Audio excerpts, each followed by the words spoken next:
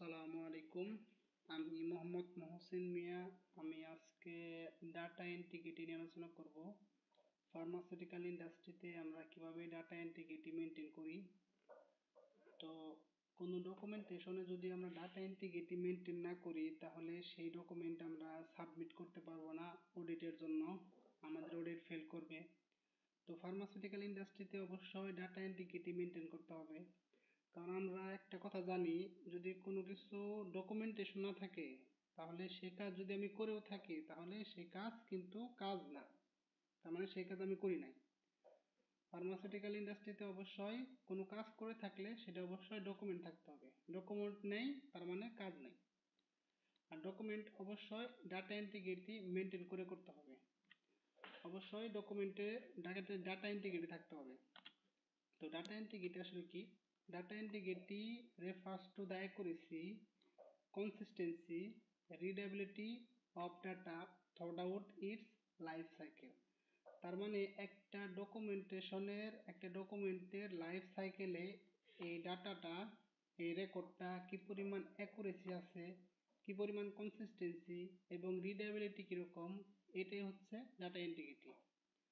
তো data integrity প্রিন্সিপালগুলো অ্যালকোয়া দ্বারা মানে প্রকাশ করা হয়। অ্যালকোয়ার এতে হচ্ছে অ্যাট্রিবিউটেবল, এতে লেজিবল, এতে কন্টেম্পোরানিয়াস, ওতে অরিজিনাল, আর এতে হচ্ছে অ্যাকুরেট। তো অ্যাট্রিবিউটেবল কি?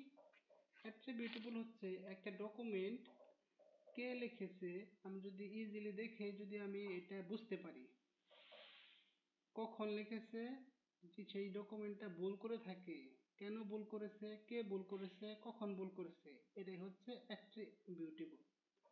তার মানে অ্যাট্রিবিউটেবল হচ্ছে it should be possible to easily identify the individual person who did the task and when the task was perform.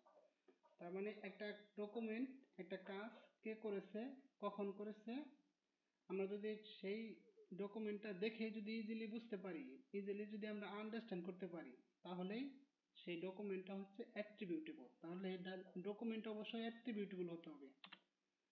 তাহলে এখানে একটা এক্সাম্পল দেখি, যেমন একটা ক্যালকুলেশন, তো ক্যালকুলেশন একজনে কাটছে, ভালো কথা, কিন্তু শুধু এখানে জাস্টিফিকেশন দিছে, কিন্তু এই ডকুমেন্টটা কে কাটছে, কখন কাটছে, কত তারিখে কাটছে, তা কিন্তু আমরা এই ডকুমেন্ট দেখে বুঝতে পারতেছি না। তার মানে এই এই এই যে রেকর্ডটা, এই রেকর্ডটা হচ্ছে অ্যাট্রিবিউটেবল না। কিন্তু আমি নিচে দেখি যে কাটাকাটি করছে, তার সাইন দিছে, ডেট দিছে এবং জাস্টিফিকেশন দিছে কেন কাটছে, কেন কাটাকাটি হয়েছে, এটা হচ্ছে ক্যালকুলেশন এরর। তার মানে এই যে নিচে যে রেকর্ডটা লিখছে, যে ডাটাটা বসাইছে, তো এটা হচ্ছে অ্যাট্রিবিউটেবল, মানে আমি ইজিলি দেখেই বুঝতে পারতেছি। 2 নম্বর হচ্ছে লেজিবল। লেজিবল হচ্ছে আমি যদি একটা ডকুমেন্ট বা একটা রেকর্ড আমি যদি ইজিলি দেখে বুঝতে পারি তাহলে সেটা হচ্ছে লেজিবল। এই যে লেখাটা, এটা কি 27 নাকি 29, এটা কিন্তু বোঝা যাচ্ছে না, তার মানে এটা হচ্ছে লেজিবল না।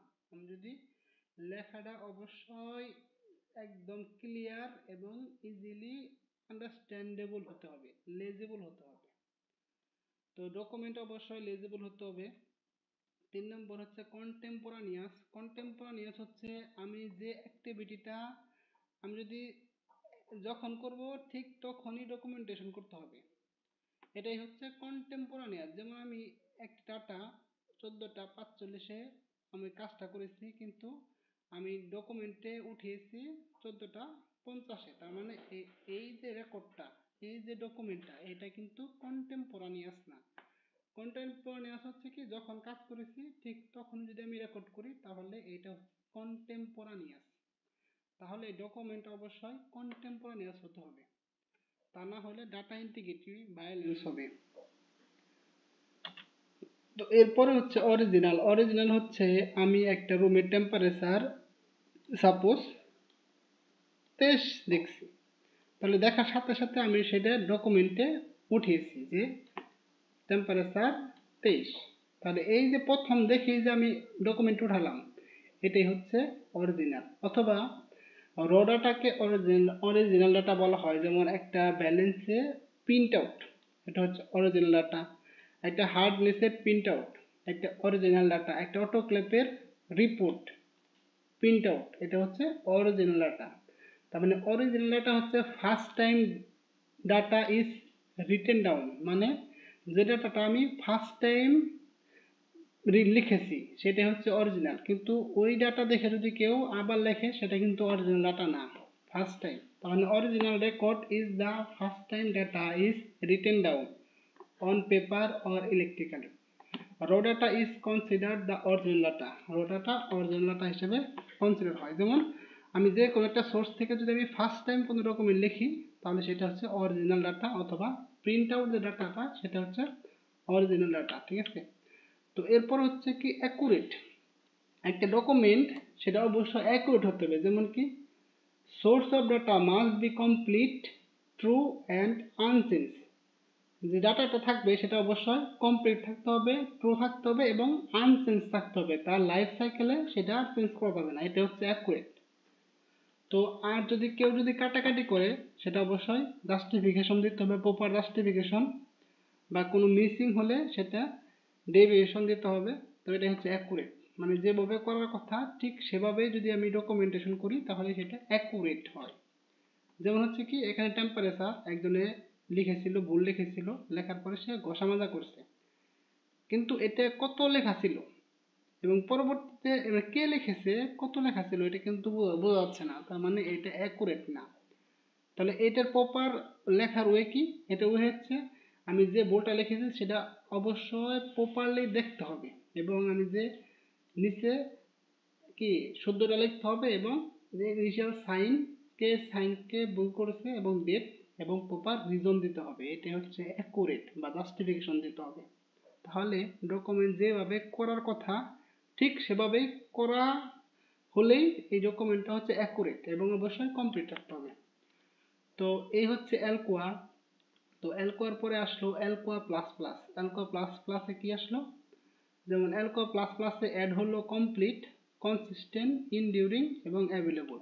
তার কমপ্লিট কি, কমপ্লিট হচ্ছে একটা কোনো জায়গায় কোনো মিসিং থাকা যাবে না, সেটা হচ্ছে কমপ্লিট। আমি যদি একটা লগ বুক দেখি তার লগ বুকের কোনো জায়গায় ফাঁকা রাখা যাবে না, বা একটা ডকুমেন্টের কোনো জায়গায় ফাঁকা রাখা যাবে না। যদি কোনো ফাঁকা থাকে তাহলে আমরা কি নট অ্যাপ্লিকেবল দিব, মানে নট কি আমাদের অ্যাপ্লিকেবল হয়নি, তো তাহলে এটা কমপ্লিট।